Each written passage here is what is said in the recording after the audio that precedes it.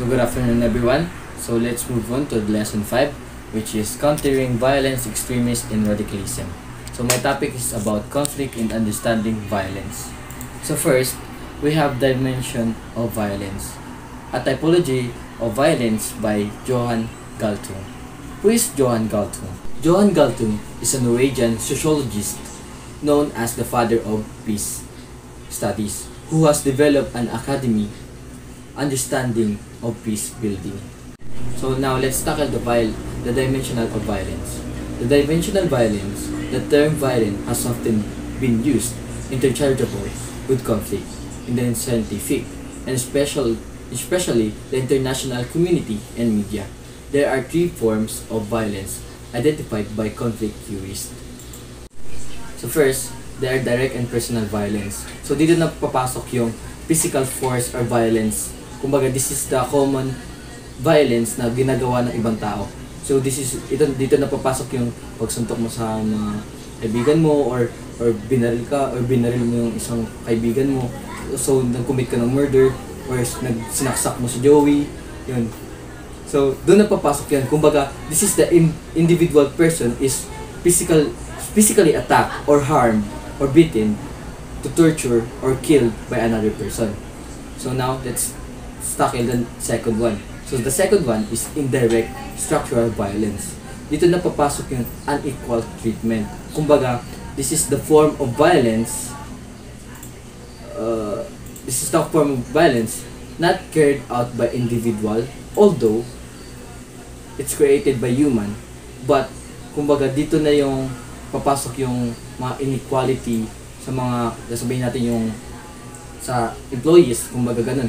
Kumbaga parang dahil wala kang pinag-aralan or sabihin natin wala kang pinag-aralan tapos nag-apply ka sa ibang trabaho, kumbaga hindi ka nila i-entertain dahil wala kang pinag-aralan. Like sabihin natin yung mga indigenous people, kumbaga kasi dahil diba sa mga indigenous people, kumbaga parang iba yung tingin sa kanila ng ibang tao, kaya doon na papasok yung mga unequal treatment sa kanila. Kumbaga parang hindi sila bibigyan ng opportunities, yung kumbaga hindi bibigay yung yung human needs nila, kumbaga yung like yung diba sa mga employees, mga ganun.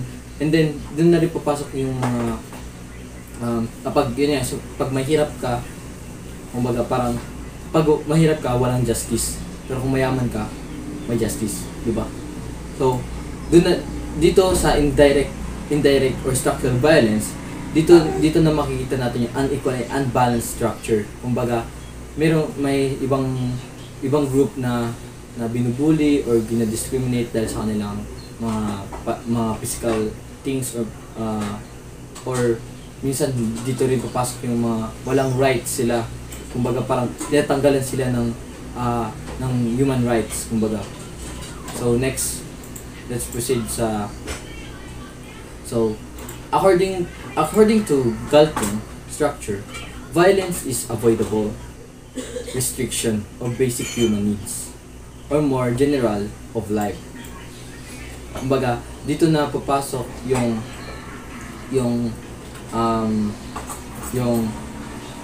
all form of discrimination, unequal distribution of incomes, kumbaga yung hindi na bibigay yung mismong sweldo or mismong kita ng isang tao, and then yung nawawalan dito yung mga educational opportunities, kumbaga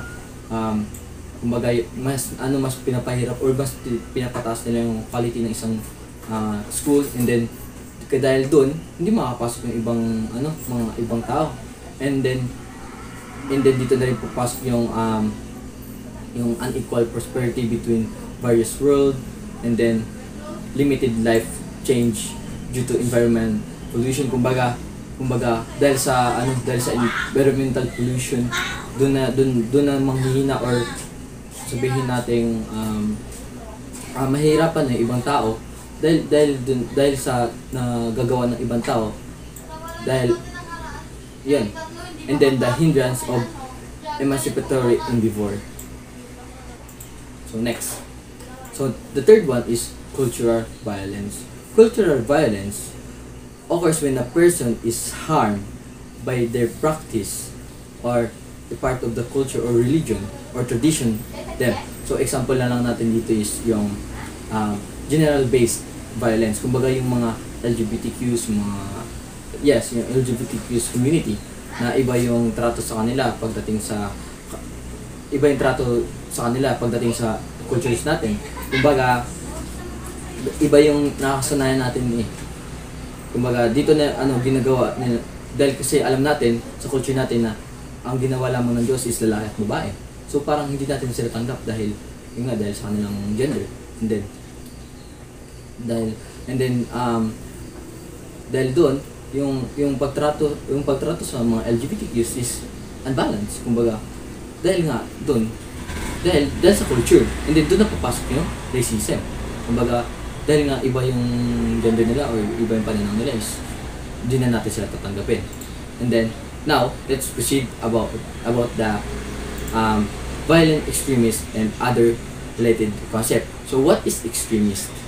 Extremist means the belief in support ideas that are very far from what most people consider correct or reasonable. So ito yung mga taong gumagamit ng paniniwala at action na nagsusupport o gumagamit ng violence para makuha yung ideological or religion or political goals nila. So yeah, so kumbaga dito na yung yung i-consider na yung mga unreasonable or unacceptable by most of the people. So later magtatakan na natin yan. So now let's tackle the violence extremists. So what is violence extremists? Violence extremists is there are no internationally agreed upon definition of violent extremists. The most common understanding of the term that refers to the beliefs and action of people who support or use violence to achieve their ideological or religion. So ito na. So ang violence extremist ay isang pag-ugali o kung saan gumagamit sila ng karahasan para makuha nila yung gusto nila. Dahil naniniwala sila na yung kanilang layunin or kanilang pananaw ay mas mahalaga kaysa sa buhay ng ibang tao. No? So parang handa sila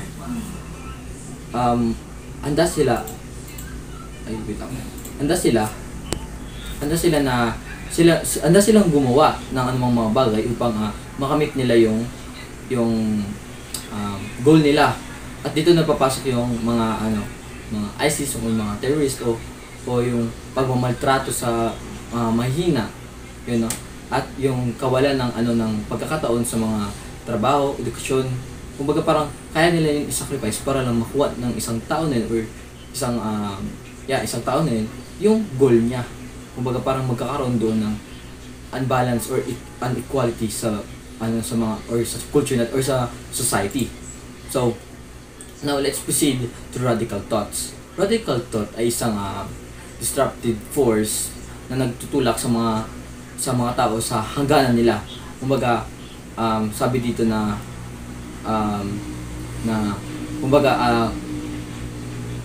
tinatanggap nila yung panganib o kapag ang isang tao ay nagsimulang maniwala o sumuporta sa isang extreme view o kumbaga yung